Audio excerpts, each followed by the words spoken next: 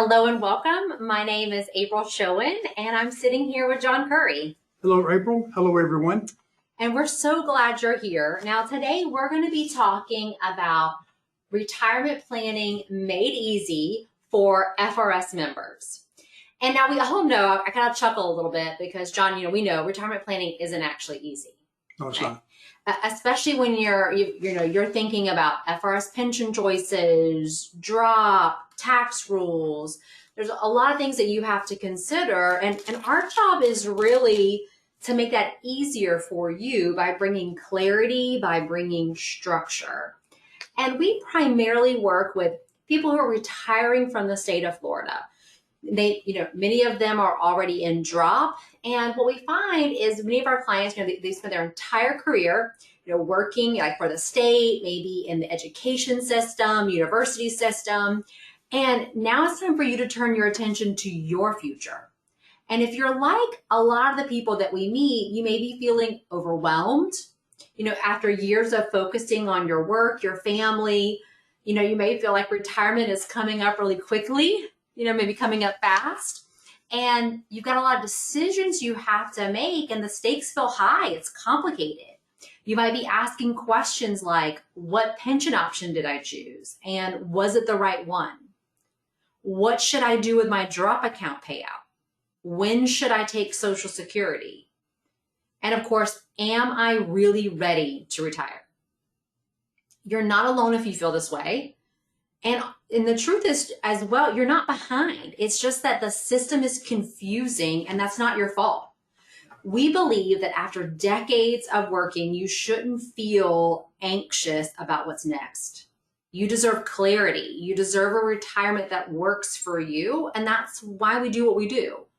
Our job is to guide you through this maze of options, simplify the process. Our job is to really try to make it as simple as possible for you, give you clarity and confidence so that you can move forward. And we specialize in helping FRS members understand what they have, first and foremost, what it means, and how to make the most of it. Actually, recently we met with a couple who had always handled the finances on their own. But now that they're getting ready to retire, they wanted a second pair of eyes. They wanted a second opinion. And in our first meeting, we were able to help them understand where they stood, what their options were, and how they could move forward. And they walked out with, a structure, a plan in place, knowing that they were on the path to making the right decisions. And that's what we want for you too. So today we're going to walk through some of the biggest decisions that you face in retirement, and we're going to show you how you can build a plan that fits for your life, your values, and your goals. April, I think it's also important for people to know why we have chosen to work with members of the Florida retirement system. On page 10 of my book, I tell the story, so I'll keep it brief here. But I grew up in a state employee family. My father and my grandfather both worked with DOT, Department of Transportation, out of Definiak Springs office, halfway between here and Pensacola. Mm-hmm. So I saw firsthand some of the things that they had to deal with. And when my grandfather retired, he chose option one. He chose option one because he wanted to get the maximum income. Unfortunately, he died a few years after retirement, before age 72. So my grandmother went 27 years without his pension because when he died, the pension died. She died at 95, and all that money disappeared. My dad said, I'm not going to make the same mistake. So he chose option three. He got an income stream for the rest of his life. He died at age 85. When he died, 4 years later, my mother died. But both of them continue to get the same income because option three pays to both, and you'll get into that later. But it's very important to sit and think and say, okay, which option should I choose? Some people say you're always better taking option one, like my grandfather did, because I'll probably live longer. Well, he didn't. He thought he would, he didn't. So which man made the best decision? Back then, there was no deferred comp.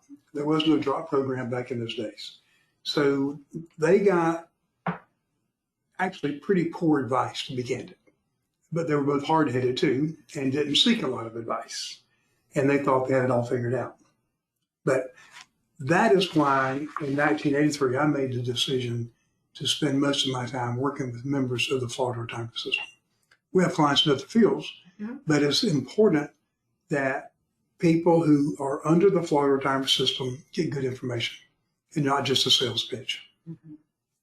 Yeah, that's why I'm happy that we're doing this today. We've been getting so many questions around options, and there's a lot of confusion out there, not even just about the pension, but what are your choices and options about what to do with drop, deferred comp, when do I take Social Security? What does Medicare and healthcare look like in retirement? So there's just a lot of pieces to it, really. Right. And if you don't do it properly, you could find yourself paying a lot of taxes unnecessarily. So it is a lot of moving parts. And, some people just don't like dealing with it. It's too complicated for them. Yeah, that's what I love what we do is really helping them kind of be able to put all of those pieces together and help them make those decisions. Yeah, for us, since we're geeks about this stuff, it's fun for us. It's fun for us. It's like throwing the puzzle on the table and say, okay, where are the pieces and where's the picture? I said that to someone the other day. I was like, oh, this is the fun part. It's like putting together, which we'll talk about later, is a retirement rehearsal. And she goes, oh, I'm glad you think it's fun. I'm glad you find enjoyment out of it. And she was making a joke, but she's like, no, but seriously, she's like, I'm glad that we have people like you that think this is what they love to do. She's like, this is not my thing. Right. So here's what we're going to talk about today. We're going to walk you through the most important parts of building your retirement plan. And most importantly, you're going to know how it's going to apply to you. So we're going to talk about when is the best time for you to retire. How do you get the most out of your FRS and Social Security benefits? And then also, what are some common pitfalls to look for so that you can avoid costly mistakes? Now, we're going to cover a lot today, but don't worry. The goal isn't for you to become your own financial planner.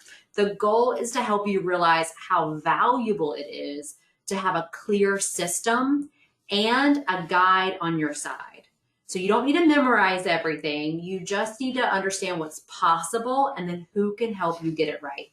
So as we're going through this today, if there are certain sections you've got questions on, I encourage you to jot it down and say, oh, maybe put a star by it and say, hey, this is something I want to talk to. I want to talk to John. I want to talk to April so I can learn more about this. So let's dive in. The first thing that we're going to talk about is the 4 pension options under the state of Florida pension, and which option is going to be best for you. So before we get into the technical stuff, let's talk about the real reason you're probably here. You've spent your entire life working, you're in drop, retirement is probably coming faster than it seems, right? And you're wondering, am I doing this right? Am I making the right decisions? And we hear that all the time. Most of the people we work with, when we first meet them, they might feel unsure. You might feel overwhelmed. We had a client yesterday. She said, she used the word foggy. She's like, oh, my plan's a little foggy. And that's what she was here for, was to get clarity on that. And almost all of our clients, when we first meet them, they're worried about making the wrong decision, especially when it comes to their pension. And that's not okay. You've worked your entire life, most of you, decades, for either the state or education system, teacher, and you deserve to be able to retire with clarity and not confusion. So if all you get out of today is really understanding how the pension works and how drop works, it'll be worth your time. Absolutely. And it will also help them understand that it's not as complicated as some people like to make it. I don't want to say it's easy, but we can make it easier. That's right. So let's walk through these 4 pension options, what they are and what they mean to you. So option 1, this pays the highest income. Pays you the highest income for your life. It's guaranteed for your life, but it dies when you die. It ends when you pass away, and there's no survivor benefit. I call that my grandfather plan. Option 2 includes a 10-year guarantee. So once your pension starts, if you pass away within the first 10 years, your beneficiary receives the income for the remainder of that period. But there's one thing I want you to note here. is that if you're in drop, when you went into drop, that starts the clock on the 10 years. So you can be in drop now for up to 8 years. So think about that. You go into drop, you're in drop for 8 years. When you come out, there's only a 2-year guarantee left, not 10. So make sure you understand when that 10-year starts. Option 3 is joint with 100% to the survivor, meaning your spouse continues to get the same pension that you were getting after you pass away. There's no reduction for either one of you. You both get the same income for as long as either one of you are living. Now, option 4 is where there's a lot of confusion. This is joint, but it's 2/3 to the survivor. So here's where people get tripped up. The reduction kicks in as soon as either of you, either spouse, passes away. Not just the employee, not just the person who accrued the pension benefit, either spouse. And a lot of people don't realize that. And choosing the wrong pension can't be undone. We've seen people lose tens, sometimes hundreds of $1,000s over time because they made a decision without fully understanding the consequences. Think about what John just talked about with his dad and his grandfather. You know, recently we met with a client who thought that she understood her pension choice until we sat down and we reviewed it together. She had selected option 4, thinking that her spouse's benefit would only reduce if she passed away first. But that's not how it works. And so once she saw the full picture, she said, why didn't anyone explain this to me before? And so that's the power of having a second set of eyes, having a second opinion to make sure you're making the right choice. Sometimes it was explained to people, but they didn't want to hear it. Okay, we see that also where they're so focused on, okay, I'll get the full benefit, I die, my husband or my wife gets X amount, even though it's pretty clear in the paperwork you sign if you read it. So to be fair to the Division of Retirement, it's usually explained. It's just that we are in such a rush to make these decisions that we don't really process it. Yep. And they cannot, the advisors there cannot advise. All they can do is help you pick the options based on what you tell them, whereas we can look at everything as a process. Yeah, and so for her, we did some things differently because of the pension option she chose. So I don't want to make it seem like it's a lost cause. No, and I'm glad you said it that way, because what we're able to do is look at other assets they have and then take some of those assets to help offset that loss for either party. Yeah, absolutely. And that's the part that's fun. Yeah. How do we move these chess pieces and get this done? That's the planning piece. Yeah. Of understanding first, what do you have? Actually, I'm going to say that really the first goal is to understand, what do you want? What do you want life to look like in retirement? What are your goals? What do you your vision? Your vision. What do you want it to look like? Do you plan to travel? Are you going to stay where you currently live? Are you going to move? Like, what are your plans? Like, what are you going to do when you're retired? So first we want to have an understanding of what your goals are for retirement. Then we want to see, okay, here's where we currently are. Here's the financial pieces that we have. So we can see, are they working? You know, if what you currently have, is that going to help you achieve your goal? And if it's not, when would you like to know? Not until the last minute. That's right. The sooner the better. Sooner the better. On the way here, there was an accident. Big car pile, at least 4 cars. Well, it changed my direction. I couldn't go that far.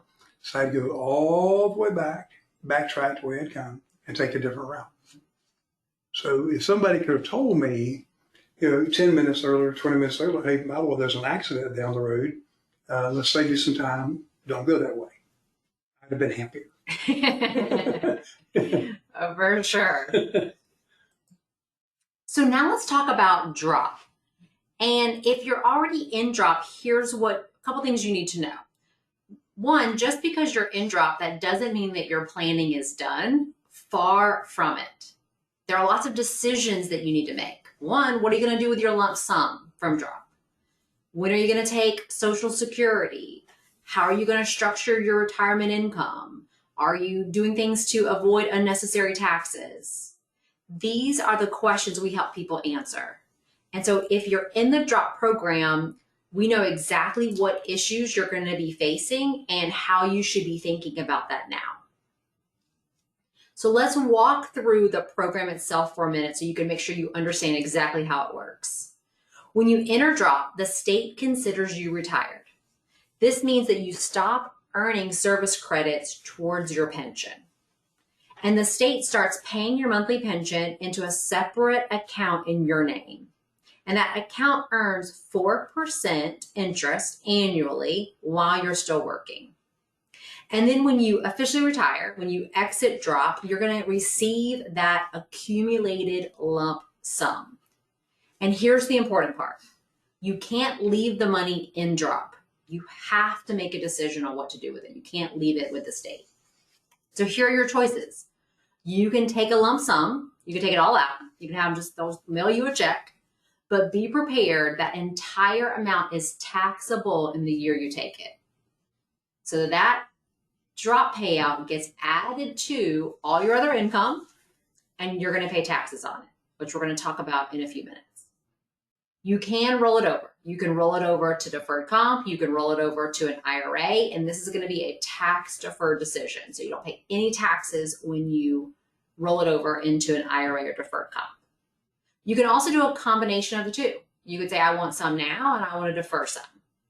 And this is really where planning comes in. And this is where we have to understand, what are your goals? What do you want this money doing for you?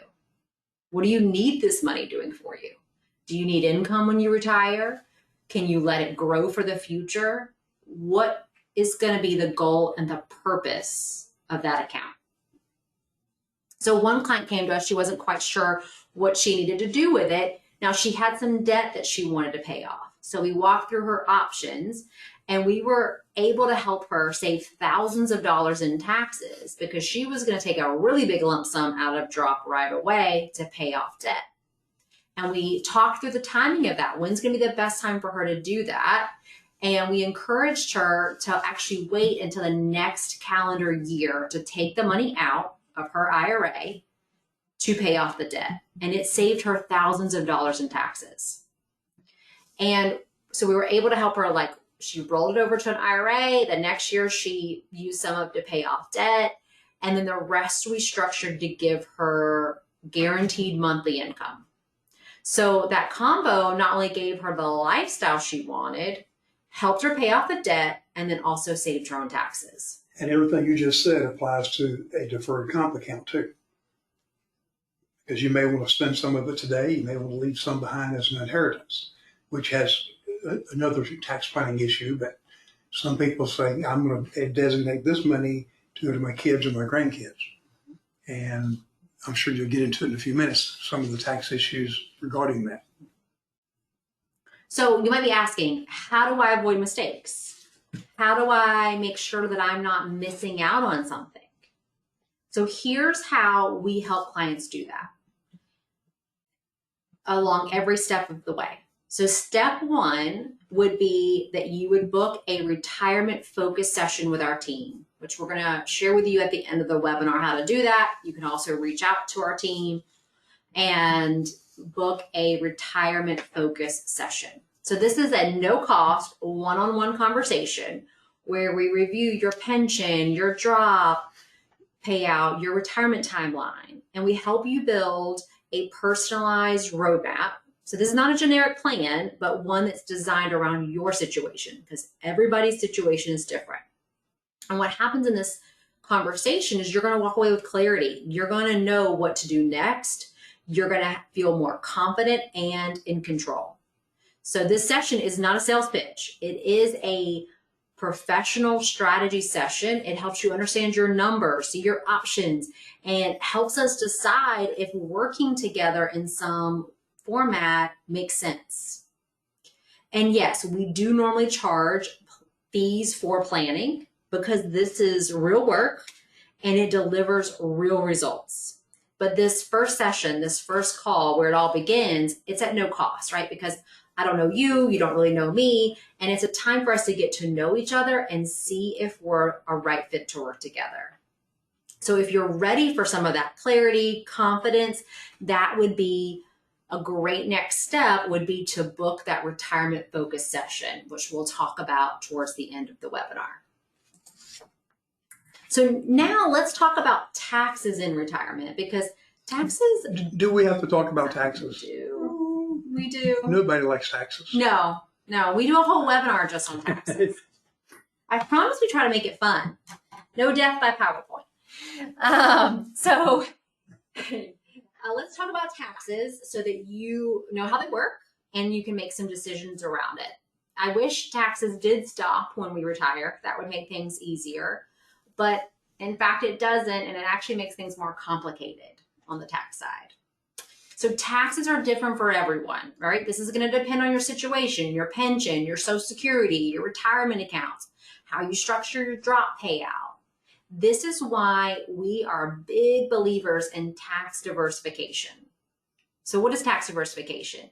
It simply means spreading your money across different types of accounts that are taxed in different ways. And there are 3 primary types that you're going to want to be aware of. First is tax deferred accounts. This is probably the most common one that you're familiar with. Traditional IRAs, 403Bs, 457s, drop accounts. You haven't paid tax on that money yet, so every dollar you take out is taxable. Then there are taxable accounts like brokerage accounts or savings. I call these taxed as you go because you pay tax along the way on interest, dividends, capital gains. But when you go to take money out, you can actually receive some tax benefits because some of that comes back to you with no tax. Then you have tax favored or tax-free accounts like Roth IRAs and cash value life insurance. You've already paid the tax. So now it grows tax-free, and as long as it's all structured properly, the money you take out is tax-free. Now, it's not just about what accounts you have. So let's say if you have these 3, tax deferred, taxable, tax favored, it's more about how and when you use them. We call this the order of operations. Which accounts do you pull from first, and which ones are better to let grow for the future? This is where we see people get caught off guard, where they can make mistakes, especially with things like drop distributions, deferred comp withdrawals, big IRA rollovers. One of the biggest mistakes we see is that retirees accidentally trigger big tax bills just because no one helped them think through the timing. But with the right strategy, this is something you can plan for. And it's not just about reducing taxes today, but it's about being strategic, being tactical, reducing them over the next 10, 20, 30 years. For example, one of our clients came in and she had a mix of accounts, just like I said before, tax deferred, taxable, and tax-free. But she didn't really have a good, clear withdrawal plan. So we were actually able to help her by just adjusting the sequence of when she was pulling income from each year. And by making some tweaks there, we were actually to increase her after-tax income just by being strategic, just by being tactical about where she is pulling the money from. But the key to that is knowing how to do it. Mm-hmm. It's one thing to say it. It's another thing to have the experience that we've had over the years, my 50 years and you're with 15, to be able to take those pieces and say, okay, if we move this here, move this here. And people will look at it and say, you made that look so easy. Well, it's not that it's so easy. It's just that we've done it so many times. You're looking at your plan. We've looked at thousands of plans. Absolutely. That's where experience comes in, and being able to kind of look at that financial MRI, as we like to call it, and say, hey, this looks really good, but we need to make some changes here. So let's talk about what retirement really gives you. And this is what we call the 4 freedoms: time freedom, money freedom, relationship freedom, and location freedom. And most people think about retirement in terms of age, like I want to retire at 62 or 65 or 70, but that's not the real question. The real question is, what do you want your life to look like in retirement? That goes back to the word vision. When you made a comment earlier, and I said you mean the word vision. And if you think about these four freedoms, I hear people all the time say, well, I can't wait until I retire. You ask this question. Well, you're going to have more time. What will you do with the time? I have no idea. Well, will you have the money to allow you to have the freedom to enjoy that time? They go together. And what are the relationships that are important to you? And will you be able to spend time with those people that are important? And location, where will you spend that time? Now, in my case, I spend a lot of time at my lake house. When we're done today, I'm going to the lake house after our last appointment this afternoon. And I enjoy being there. It allows me to relax, but also so my time is there. I'm with other people there. Sometimes my lady, sometimes it's with my kids, grandkids. Sometimes it's just a matter of just me by myself relaxing. So, but I could also spend that time somewhere else. I could take a cruise. And as long as I have the time and the money, I can do these things. So it's not just about how much money you have. If you can't tell me what you're going to do with that money, I would say you don't have a good picture, good vision of your retirement. And some people just say, well, I'm going to fly by the seat of my pants and I'll take $10,000 out and take this cruise. That's one way of doing it. Or another would be you sit down and say, okay, based on these four freedoms, what do I really want? How much time am I going to have? How much money do I have? How do I finance it? And who do I spend that time with? And by the way, where do we go? Location. So we can tie it all together. I could spend an entire webinar just on those four things. As you know, I work on that all the time. And I'm guessing that's probably why you had me cover this one. Mm-hmm. Yeah, because it's not just about the numbers. Right. Right. It's about having the life that you want. John, we had a podcast that we did called just that, right? Retirement isn't just about the money. It's not just the numbers. And we got a lot of good feedback from that. People really enjoyed what we went through on that podcast, talking about this, about making sure that we're thinking through what do we want it to look like. Maybe we should dust that off and revise it into a webinar for everyone. Mm-hmm. Yeah, for sure. But yeah, so definitely want to kind of think through what is it you're going to what do you want your life to look like? Because it's going to help you answer these other questions that you may be thinking about: when to take income, how much, gives you that clarity. Let me cover one more thing. You'll see the bullet point says retiring for the wrong reasons. Why are you retiring? Are you running away from something or running to something? Some people say, I hate my job. I can't stand working with the people I'm working with. And it's sad to hear that, especially when we love our work so much. But there are people who are so miserable at work, they're running away from work, and they're not really embracing retirement. They're just running away from a negative situation. So I would encourage you, if you're in that environment, rethink that and start reprogramming your brain to say, okay, what is good and positive that I'm retiring to, not what am I retiring from. Sometimes difficult, but you can make that transition. And if you do, these four freedoms will be truly freedoms. I went back to look. The title of our podcast was Finding Balance in Life and Finances. So that's the one that we really did get some good feedback from when we went through that. You want to tell them how to find it? Mm-hmm. So you can go to our website and find that at curryshowandfinancial.com. You'll see a link for our podcast and see all the most recent episodes. This one was from last November, but yeah, it's called Finding Balance in Life and Finances, but you'll be able to see our podcast. We're also in the Apple Podcast app and on Spotify. The name of our podcast is the Secure Retirement Method. So if you look up that, you'll be able to find us. We're also on YouTube as well. So the Secure Retirement Method podcast, you can find us on YouTube. And on YouTube, we don't just have like our regular full length podcast episodes, but we have other shorter videos as well. We go into a lot on FRS. I've got a whole playlist on YouTube for FRS, so if that's something you're interested in. So let's talk about Social Security, because I would say outside of pensions and drops, Social Security is probably the other topic that we get the most questions about. And really timing here makes a huge difference. So you can start benefits from Social Security as early as 62 or delay up to age 70.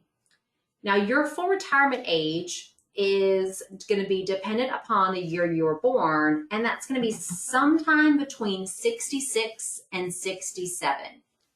If you go pull your Social Security statement from the Social Security website, it's going to tell you right there what your full retirement age is, and that's when you can receive 100% of your benefit. And if you take it early at 62 or between 62 and your full retirement age, then your benefit is going to be reduced. You'll have a reduction. That's a permanent reduction. On the other hand, if you delay taking Social Security past your full retirement age, your benefits are going to increase, and they increase it by 8% per year.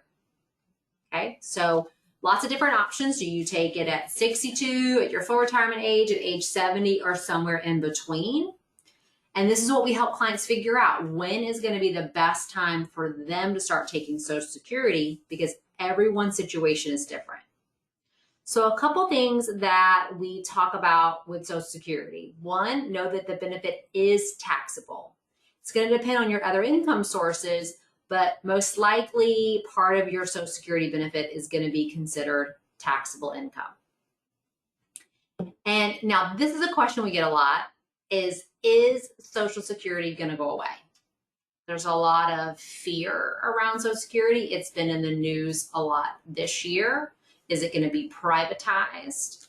So let's kind of kick that around for a few minutes, John, about will Social Security ever go away?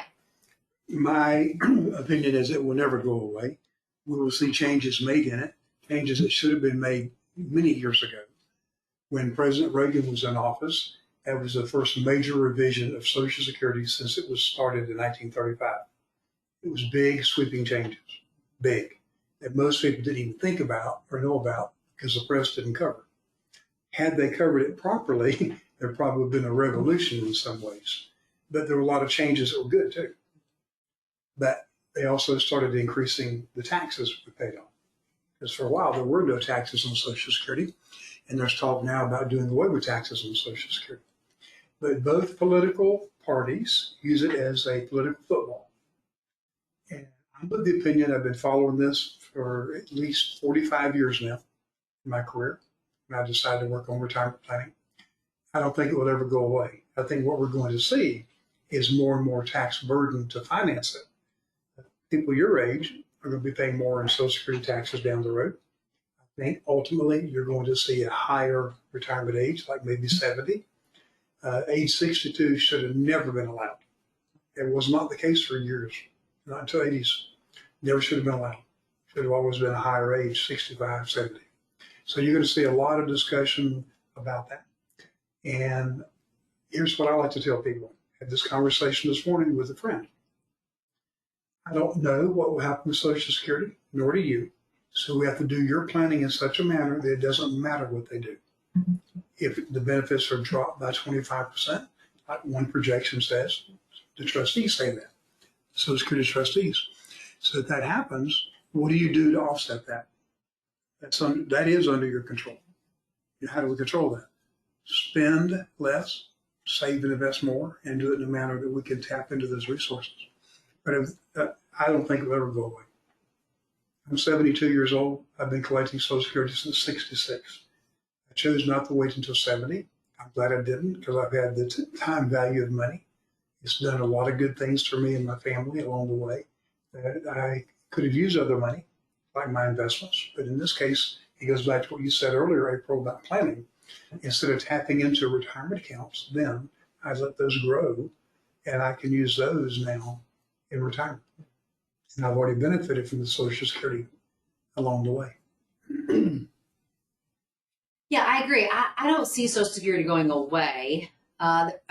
Whether you, good, bad, or indifferent, there are too many people that rely on it as their only source of income. So I don't see it ever going away. Now I'm 41, so I think I'll see sweeping changes to Social Security, whether that's changing of when people can take it. I agree about higher taxes for those working, but I don't see it going away. I think you'll also, back to your point about social good, it is a social insurance program any way you cut it. The reason it was started was because of the Great Depression, because people were hurting. And it's no longer being used the way it was intended. And all of us want to get our money. I do. I don't want mine cut. Yeah, I like seeing it pop in my account the second Wednesday of each month. But there should have been changes made. And there will be. Some political party will ultimately have the backbone to say, look, if we don't fix this and get both parties together and fix it, it's going to fall apart. I agree. So here's a couple takeaways I want you to think about when you think about Social Security. One, the timing is not one size fits all. It depends on your overall plan, right? Your pension, your spouse's age, their benefits, your health. What do you think your longevity is going to look like? Your tax picture. And we've helped clients go through and look at their options and increase their income that they're getting from Social Security just by making better decisions about when to start it. It's also about understanding all of your options. So I'm going to give you some examples. One client, her husband had passed away and she was getting ready to start taking Social Security. And so we encouraged her to actually start her survivor benefit on his record at her full retirement age. Then let her benefit continue to grow. She's getting that 8% growth. And then that way at 70, she could switch to her own benefit. That alone increased her income for life by tens of thousands of dollars.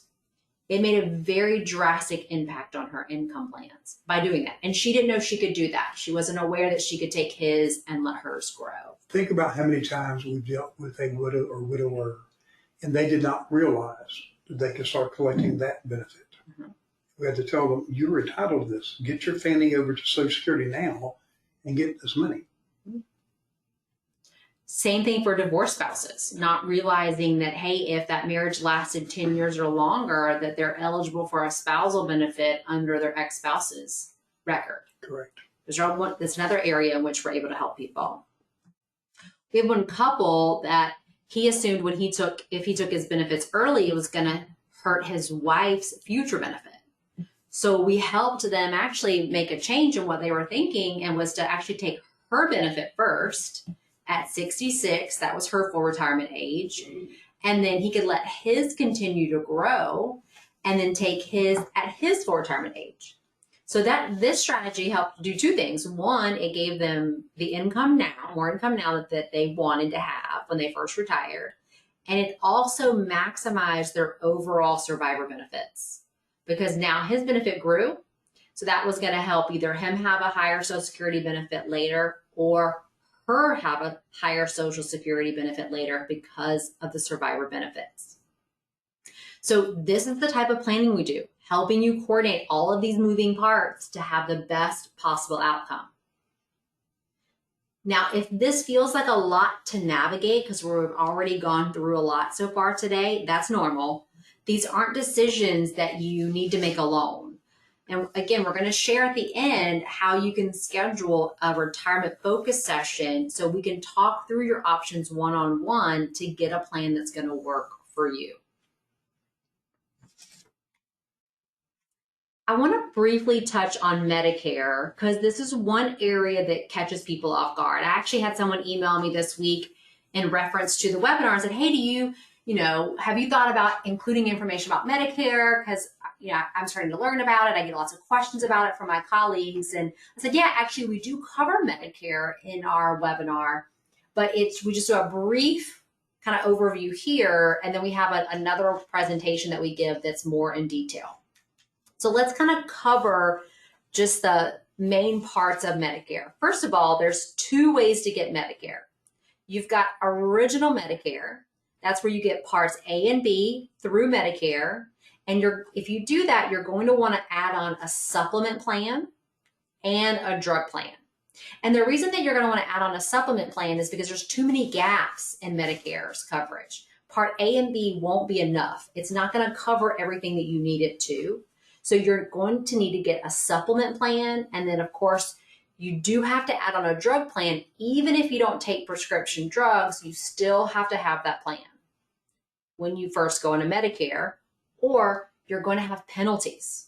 Okay? We're going to talk about that in a second as well. But that's original Medicare. You can also get a Medicare Advantage plan. We call this Part C. And this is where it really kind of rolls all your coverage into one plan. So we're here in Tallahassee, and one option for an Advantage plan locally is Capital Health Plan. If you're familiar with how their insurance works, it's very similar. It kind of rolls everything into one.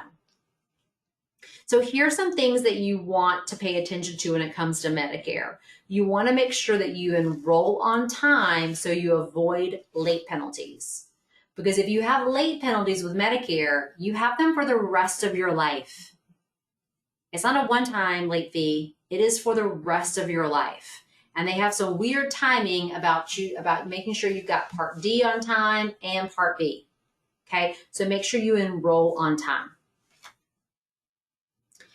And of course, these Medicare decisions, which way you go with Medicare, if you go with original Medicare, you go with an Advantage plan, this is going to affect your coverage, your costs. So make sure you don't wait till the last minute to really sit down and understand your choices here. John and I do not sell Medicare supplement plans. That's not part of what we do, but we do help our clients plan early so they can avoid penalties, and they make sure that Medicare fits into the rest of their retirement strategy. Let me spend a moment on that. I chose to go with original Medicare, Parts A and B, and then I bought a supplemental policy. And most people, maybe no one on this call knows my story, but my right leg was amputated above the knee in March of 2021. I know that all of the stuff I went through between the amputation, rehab, and then physical therapy, that over $1 million was paid out between Medicare and my supplemental policy.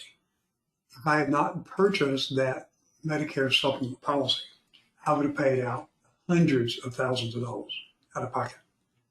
So I cannot emphasize enough that if you go the original route, make sure that you coordinate that and get yourself a good Medicare supplement policy. I'll also tell you that I've been to 3 of the presentations with CHP. Their plan's good also if you want the Medicare Advantage plan. They're good. I'm not going to say anything beyond that because we're not licensed to go sell that. But for me, I chose the original Medicare path. That's a personal choice. But I can tell you, if you go that route, make sure you have a supplemental policy. Perfect. Yes, that's great. I love that you can share some of that firsthand experience. Yeah, I'd rather not be able to share that, but the truth is, that's the case. It happened to me. Yes. And I deal with it. I was in physical therapy this morning still.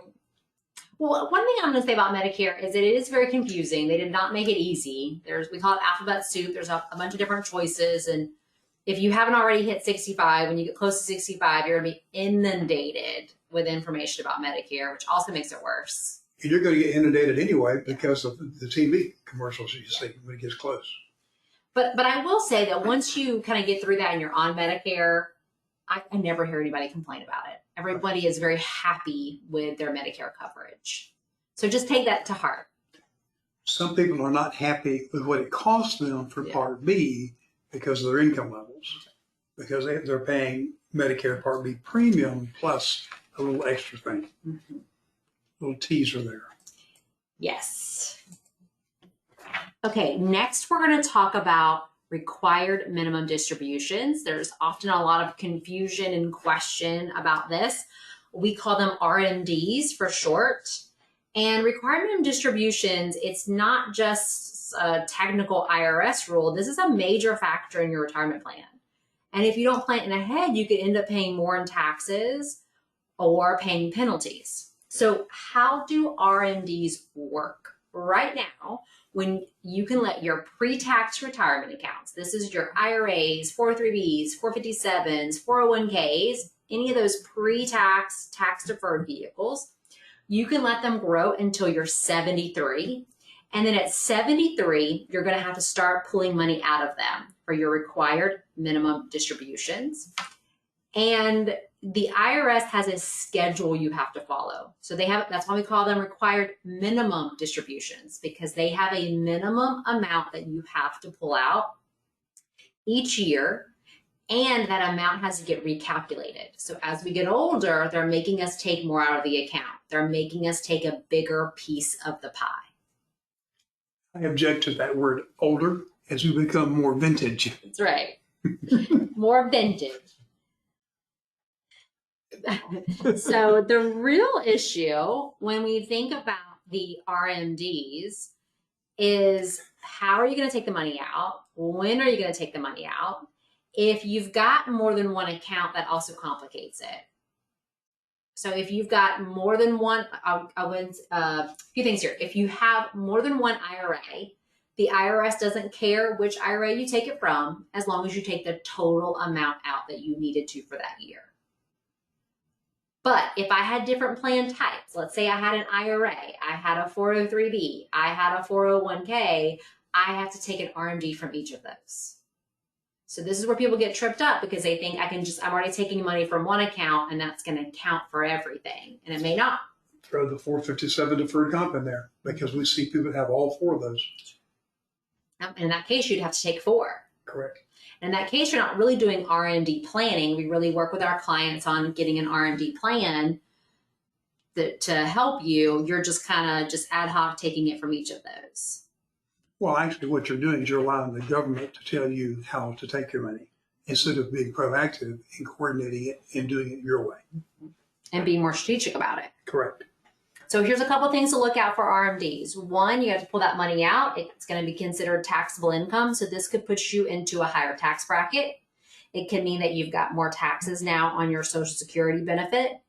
It can even cause IRMA, which is what John was talking about a few minutes ago, which is if you're over certain income limits, this is going to increase your Medicare premiums.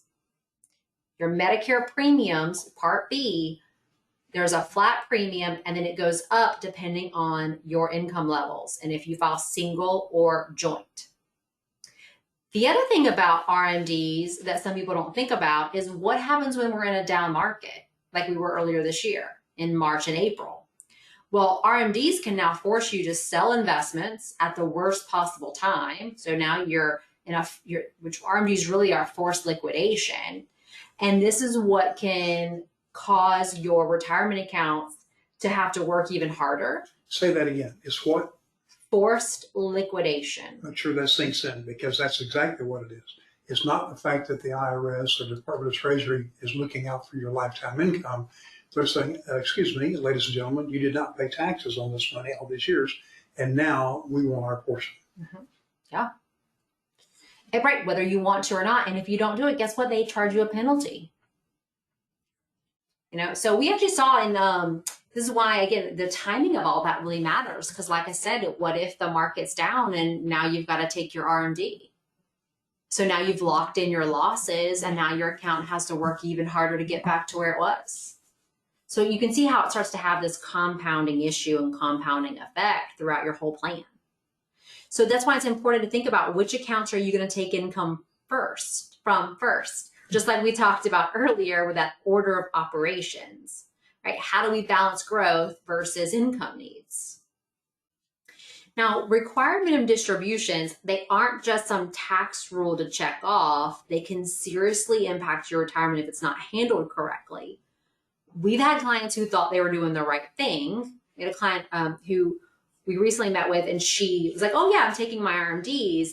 And when we dug into it, what we found out is she actually was just moving money from one IRA to another. So she thought she was taking it out correctly, but she just had it transferring from one IRA to another. So it didn't count. Now we were able to help her. That could have triggered like a big penalty, but we caught it in time. We were able to help her get it fixed. And that's the thing, right? With some of this, you don't get second chances, right? right? RMDs can trigger, like I said, the IRMA, which is the Medicare premiums. It can push you into a higher tax bracket, force you to sell investments in a down market. So without a plan, you're exposed to these risks that can be avoided. But I want you to imagine for a second that you're sitting down 6 months from now with a clear plan in place. You know how much income you're going to have in retirement. You're going to know when you can retire. You've got a strategy for what to do with your drop payout. You're managing your taxes, and you're not reacting. You're actually leading your plan. All of that, that's what we want for you. And that's why it's so important that you're here and learning about all these things today. So no matter where you are in your retirement journey, whether you're years away, maybe you're retiring soon, you can't afford to guess. You have to be proactive with your decisions, with your income, with your future. And look, I know we walked through a lot today. There's a lot of these puzzle pieces of retirement: pension, Social Security, drop, Medicare, RMDs, taxes, you name it. And the real question is, like, do you have a clear picture of how all this fits together for you? If you're not 100% sure, then the next best step is to schedule that retirement focus session. And here's what we're going to do during that session. We're going to walk through your financial goals and concerns. We're going to talk about what strategies could work for you. We're going to talk about, are there any roadblocks? Are there any risks any pitfalls that could trip you up? And we're going to lay out some next steps that's going to help you save time, reduce taxes, and then feel more confident about moving forward. And as I said earlier, we're not the right fit for everyone, but this session will help us decide together if we're the right team to help guide you through this next phase to retirement. I submit to you that some people who think they have everything 100% correct are the very people who need to go through this session, because it's what we don't know that gets us in trouble. And at least you'll have someone who will challenge you in your thinking and be able to help you make sure that you're on the right track. Absolutely. So there's a couple things you could do to schedule this focus session. You can go to our website, which is curryshowenfinancial.com. I'll say that again, curryshowenfinancial.com. And you're going to see a button that says schedule a call. You can click right there, and it's going to take you to my calendar, and you can schedule a 30-minute call. You can also just call our office, 850-562-3000. We actually had a few people call in this week regarding the email they got about the webinar to go ahead and schedule a conversation to talk through some things. So you can call our office, 850-562-3000. You can let Leslie or Shannon know that you heard our webinar and you'd like to schedule a time for your focus session. But either way, that first step is yours.